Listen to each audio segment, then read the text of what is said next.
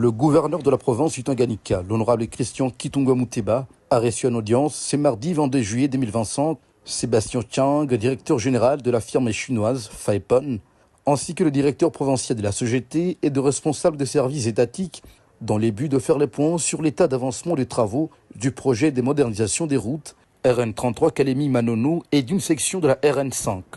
S'étendant sur 420 km, ce projet connaît une progression soutenue grâce notamment à l'implication directe du gouverneur Christian Kitungwa Muteba, conformément à la vision du chef de l'État, Félix-Antoine Tshisekedi Tshilombo. De nombreux défis ont d'ores et déjà été relevés, ouvrant la voie à une exécution plus fluide de prochaines phases. Sébastien Chang a rassuré que la connectivité complète entre Kalemi et Manono sera effective d'ici les premiers trimestres 2026. Alors, Son Excellence le gouverneur du Tanganyika nous a invités pour discuter du projet et de l'avancée. Il y a eu quelques défis majeurs sur le projet et aujourd'hui on les a surmontés.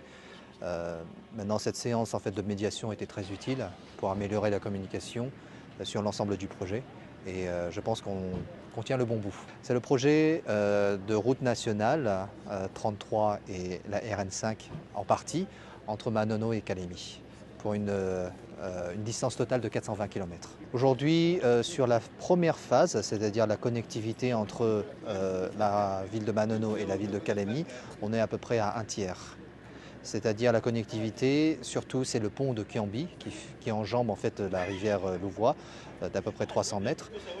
Si les avancées sont bonnes, je pense que d'ici premier trimestre de 2026, on pourra avoir cette connectivité effective, c'est-à-dire qu'on peut faire par la route Kalemi-Manono directement. Je tiens à remercier aussi tous les différents acteurs de la province, y compris le maître d'ouvrage du projet qui est la CGT. Par ailleurs, le gouverneur Christian Kitungwa Muteba reste fermement mobilisé sur la question des infrastructures dans sa province, qu'il considère comme la clé du désenclavement des territoires, réaffirmant sa vision d'un développement équilibré et durable à l'échelle de toute la province.